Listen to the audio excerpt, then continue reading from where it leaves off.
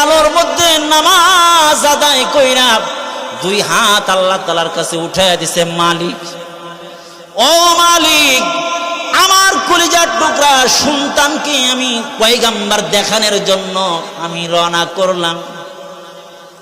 তুমি কি আমার সন্তান রে আর বেশি দূর আগাইতে দিবা না, নাকি এখানে আমার সন্তানকে দাফন করতে হবে? আমার সন্তানকে কি তুমি উঠায় নিবা? আমার সন্তানের কি হায়াত আর কি নাই?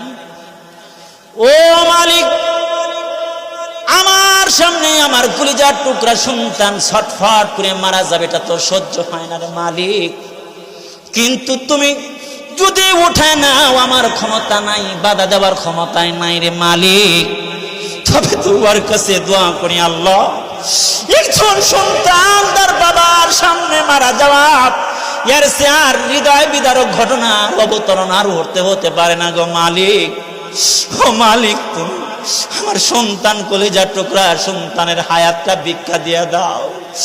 ও আল্লাহ, আমার সামনে আমার সন্তানের লাশটা দেখায় না, আমার সন্তানটারে যেন আমার কাফন না পরা হতে হয়, আমার সন্তানরে যেন দাফন না করতে হয়, গোসল না দেওয়াইতে হয় রে মালিক।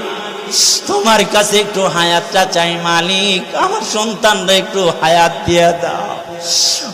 বন্ধু, এই যে করোনা চোখের পানিগুলো ছিঁড়ে ছিঁড়ে কাঁদতেছেন, ও বন্ধু, তিনজন ব্যক্তি মুস্তাজাবুদ দাওয়া, যার দোয়া আল্লাহ তাআলার দরবারে কখনো ফেরত দেওয়া হয় না, তার মধ্যে একজন হলো মা এবং বাবা।